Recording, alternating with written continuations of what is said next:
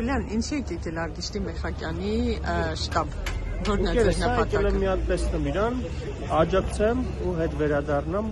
իմ գործերով։ Աջակցությունը ինչպես է դրսևորվում։ Բանավոր կերպով։ Իսկ ճնշումներ, որտեղ անդադար տեսնում ենք, որ շտաբ մարդիկ են մտնում դուրս գալիս, ուղղորդումներ։ Ուղղորդում բացառում է լինի, էլի, ինչ դուք գիտեք, որ 2018 թվականից հետո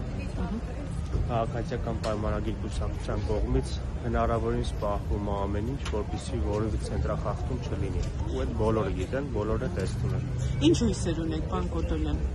Մրցակցությունը ում միջև է գնում։ Օրինակ, պարոն Մեխակյան եւ Սևակ Խաչատրյան են ասում։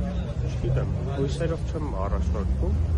Կարծում եմ, պարոն Մեխակյանը հաղթանակ է դարձնում։ Որտեղից ձեզ այդ վստահությունը, որ ունեք պետական ռեսուրսի օգտագործում, որովհետև իշխանություն եք դրա համար։ Չէ, ուղղակի մի օր Կիրակի օրը մասնակցել եմ նաև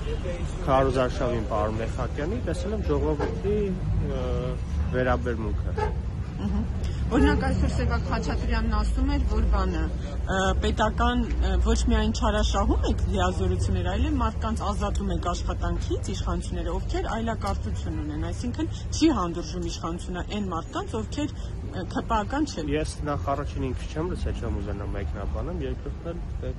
ամեն ինչ պետք է ապացուցողական բազայի վրա լինի։ Դե ասում է, որ իր մորաքրոջը հեռացրել են մանկապարտեզի տնօրենի պաշտոնից, որտեղ նա այլ կարծիք ունի։ Մեկնաբանեմ, քանի որ ես ինքս նյութին ծանոթ չեմ ու գումարած դրանով ես չեմ լսել, էլի ասած։ Շնորհակալություն։